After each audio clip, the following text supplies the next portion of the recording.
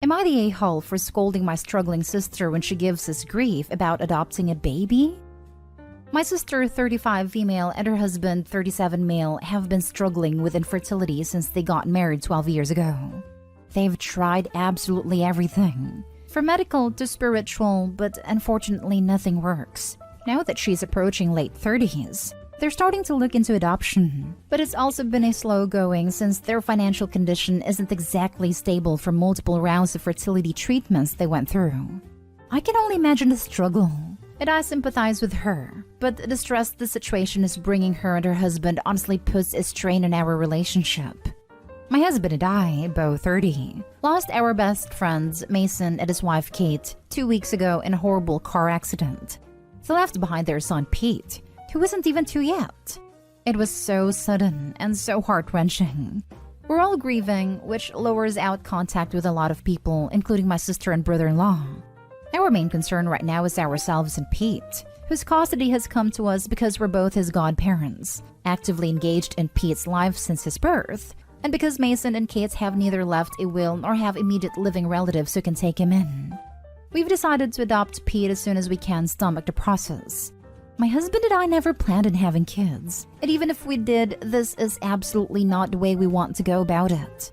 The situation is far from ideal, but we're starting the adoption process yesterday for Pete's safety if nothing else. We broke the news to our extended families and friends, letting them know that my husband and I won't be very available for a little longer because of this. I know my sister and brother-in-law will have something to say about this. I'm prepared for a few heated text messages or voicemails. However, I didn't expect them to turn up on our doorstep, crying about how unfair it is that we were given everything they wanted, and how we didn't deserve to be parents because we didn't go through what they had to. I've never seen my husband so angry before. He's usually very mild and gentle, but recent events have stretched our patience to the limits. We kicked them off of our porch, and I told my sister before she left that since our pain inconveniences her so much, I won't have her around me and my family at all anymore. I know she made a fuss about it, and now everyone has something to say to us. We turned off our phones, so we don't know which ones are cursing us and which one aren't. I know some did/are. My husband and I are both in pain and grieving, and we can't trust ourselves to be objective. Did we go too far? Now for the top comments. Not the a-hole. Hey, adopted kid here. I can give you tips on how to be an a-hole if you want to be, because this story inflames me anyway. Your sister and her husband, much like my parents, tried everything else before even considering adoption. That makes their future kid their very last option. They clearly would rather have their own child. This attitude disgusts me personally, but whatever, I guess that's normal for society. Pete is your first option.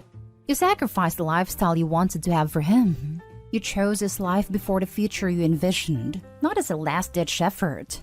Guaranteed you'll be a better parent. You will be the a-hole if you told her this, and honestly, I encourage it. This comment is beautiful and says everything I thought and felt reading this post.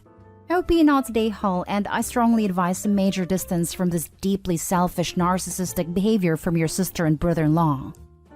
Not the a-hole. I'm sorry, but that's just disgusting behavior from your sister. You got everything you wanted? Your close friends died, and you have to go through an unexpected adoption for their son who is now orphaned. I know she's stressed, but that's just horrible what she said, honestly. At the moment, I was absolutely disgusted too. My husband was too, judging from his face. Like I said, I've never seen him look at anyone like that. It's like a completely different person. I'm afraid I must have looked just like him then too.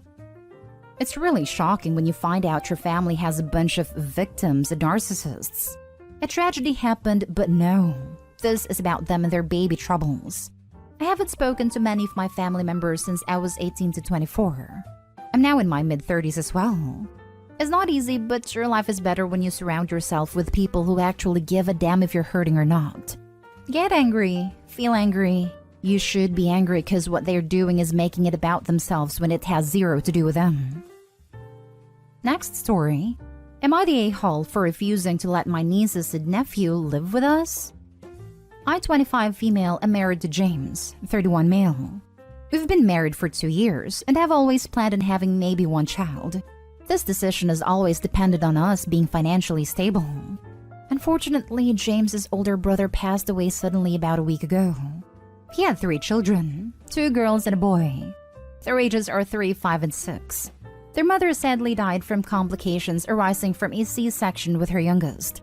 I've just found that we are named in James's brother's will as the ones who wants to take care of the kids.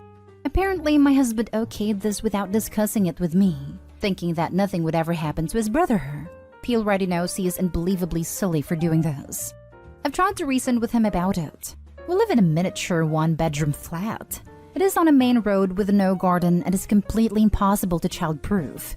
We also cannot afford childcare, so one of us would have to stay home with the children to make it work. It would have to be me, as my husband earns considerably more than me. If there was no other option, I'd try my hardest to make it work, but my husband's parents have 2 spare bedrooms and live in the countryside right by where the kids lived with their dad. They have experience raising children, but wants us to raise them as it is what their son wanted. They also said this is perhaps the only chance they'll get to just be grandparents, not parents. I'm trying so hard to be sympathetic, but it feels like they're asking me to sacrifice my life for them. I am not a child person naturally. I worry if I could cope with 1 baby, let alone 3 children. And due to COVID lockdowns, I barely know them. My husband and I had an explosive argument last night. I kept pointing out problems like where would the kids sleep, and he just kept saying, "We'll work it out." I don't know how to get through him while being sensitive over everything he has gone through. Am I the a-hole? Not the a-hole. It makes no sense him saying we'll work something out. When? Because it's happening right now and a solution needs to be found right now. Also, don't quit your job. Yeah, guess who will be doing all the working out? UOP. Yes, do not under any circumstances quit your job. Who will be looking after these kids during the day? Does he have any idea how much childcare costs? Unless your brother-in-law left a trust for these kids, say goodbye to all your hopes and dreams for your future. Raising kids is hard, time-consuming, and expensive. At the minimum, these poor kids will need therapy. You have a long and hard road ahead of you raising kids who lost their parents at such a vulnerable age and who were removed from their home to live with strangers. Your husband has not thought this through at all. I'm pretty positive that if Opie removed herself from this situation, the grandparents would take those kids in. Opie's everyone's mule here. No a-holes here. This is a divorce-worthy issue for both sides. He's definitely not the a-hole for wanting to take care of his deceased brother's kids after he made a promise, and that might be relationship breaking if you say no. However, you're also not the a-hole for not wanting to take that on since they have another place to go. If they would go into foster care, you would be a huge a-hole. But if his parents can take them, it's okay to be upset, assuming they want to take them. If you love your husband, tread carefully with this. This is one of the few instances you may not be able to come back from. If her husband loves OP, he should tread carefully. He is absolutely the a-hole for agreeing to this without discussing it with her. This is way too big of an ask for just spring on someone. Not the a-hole. They are asking you to sacrifice your life. Your brother-in-law's will stating he wanted his brother to take the children is unenforceable. Your husband casually telling his brother sure was a serious mistake. As terrible as the circumstances, your husband does not get to tell you to sacrifice your life and your plans for having your own child. He does not get to tell you that you'll be spending the next decade or 2 doing laundry and cooking and homework help. Those children need to go to their grandparents. If you leave your husband over this, that's probably what will happen anyway. Your husband is being completely irresponsible and unrealistic. There is no way you can bring 3 small children into your home. Where are the children now? Did your brother make any financial arrangements like life insurance? Next story. Am I the a-hole for not sticking up for my dad's relationship because his fiancé is the same age as me? My father, 45 male, and I, 27 male, have always had a rocky relationship. As the eldest of 5, half-siblings including myself, different mothers, he practically made it my duty to be a good role model for them. I was forced to participate in almost every sport he could find a flyer for, as a good role model stayed active.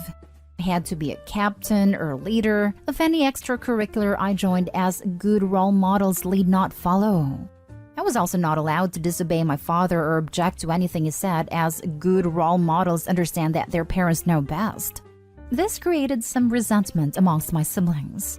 I am seen as daddy's golden boy rather than daddy's exhausted, vicariously lived-through child. Recently, however, my father has set his sights on someone else. A woman. Let's call her Kit. Kit is nice enough. It's just that she and I are the same age, and I find that creepy. The only person I've voiced my opinion to is my older middle brother, Peter. Peter and I also have a rocky relationship, but we've found common ground on this matter. Peter suggested I tell our father how I felt as soon as I shared my thoughts with him, but I always brushed him off. That was until our family brunch yesterday. My father gleefully announced his plans to make Kit a permanent member of our family. They were engaged. He had proposed the previous night. I guess my brothers and I were not as excited as my father and Kit hoped would be, and they both became visibly upset. My dad demanded to know what the issue was. My eldest sibling instinct kicked in. I was about to try and defuse the situation, but Peter spoke first. The issue? The issue is she's the same age as your eldest child. My father and Kit were stunned. They looked at me before my father spoke again. Well, Opie doesn't have an issue with it, do you, Opie? The last part wasn't a question. He expected me to comply per usual. I didn't say anything though, as I didn't want to offend and upset him any further, but I didn't want to stick up for him either. I felt bad for Kit as she was visibly embarrassed and quickly left the room. My father chased after her, and my brothers and I took that opportunity to collect our belongings and leave his home. Later that evening, he sent me a message letting me know how disappointed and hurt he was after I didn't stand up for him and Kit. He told me I wasn't acting like the role model he and my mother had raised me to be. That as the most worldly of my siblings, I spent my junior year abroad. I should know better. I didn't respond to his message. I asked anyone else if they'd received anything, and the collective answer was no. I feel horrible. On the one hand, I believe people should be allowed to love who they love. On the other hand, Kit was probably in diapers the same time I was. I love my dad and he's done a lot for me over the years, but I'm 27 and tired of being his good role model. So am I the a-hole for not sticking up for my dad? Now for the top comments. How much longer are you going to allow your father to manipulate you? That was going to be my question. It seems to me that Opie has allowed himself to be manipulated his entire life. Now that he is an adult, it is on him to set the boundaries. I fear that Opie doesn't even know himself because he's been told what to do for his entire life. I'm surprised he got to his age without having blown up. Generally, I would have thought that once he got to his mid-teens, he would have rebelled against all of this. People thought I would blow up way earlier too. I didn't because I grew up in the evangelical church, so I was always had an intense underlying fear that my parents would just straight up get rid of me like a bag of puppies in the river if I rebelled. I think sometimes people get into that internalized helplessness loop just because 18 years is so long with no other examples around. And if you're afraid of not being fed / getting hurt, etc., it quickly gets Stockholm syndrome. You're the a-hole, but not for what you think. You're the a-hole because you are a peacemaker and conflict avoider. You never stick up for your values or what is right. On top of that, you still allow yourself to be used as pawn in your father's control, and dare I say emotional abuse, of your siblings. It is time to figure out who you are and live your life by your own rules. Stop worrying about upsetting your father. Stick for what is right. Reading No More Mr. Nice Guy really helped me on this front. Last story. Am I the a-hole for ignoring my half-sister for transferring into my school? So I, 18 female, was pretty much abandoned by my own mom when I was a baby. She moved on with a new guy and had 2 kids, Tia 15 female and Ed 13 male. We all have the same last name because mom didn't marry my dad or their dad. When I was 7, they moved away and my mom never called or anything. She just phoned on my birthday if she remembered it and sent birthday cards with a cash and a picture of her and her family. I saw my grandma till last year when she died, because my dad didn't want me to lose a link to my mom. After grandma died, my mom got her house and they moved back, and their kids got admitted into the same school I go to. Okay, well, we're in all different grades, so it shouldn't be an issue as I can just avoid them. Well, apparently Tia was really good at basketball, so somehow she gets on the seniors team even though usually it's only grade 12s and 11s. Tia and Ed have reached out to me, but I quickly stopped acknowledging them at all beyond passing to her during a game because I don't want to be their sister. They have their perfect family and I don't want any of it anymore. Like, it sucks so much to see my mom come to our games, drop her off and cheer her on when I never got any of that. Honestly, I dip from games right away if I see her in the stands because I don't want to talk to her. Things kind of came to a head this week because they were taking photos for the yearbook for the basketball team and they were taking them alphabetical order based on last name. I do not want to even show up next to her in the yearbook. So when they lined us up, I told the PE teacher I was getting my surname changed to my dad's last name and got my place switched. Tia got really upset with me. And after the photos, tried arguing with me and I just got mad and told her to go complain to her mom. And she just called me an a-hole for never wanting to be her sister. The friends are split, with some saying I should give her a chance at least to avoid making things awkward at school, and my dad tells me I should reach out to my mom. But my cousins are all on my side and told me I did the right thing.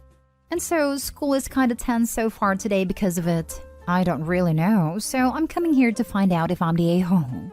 Oh, and since I always see people say get therapy on here, I see a psychologist for my issues. Not the a-hole.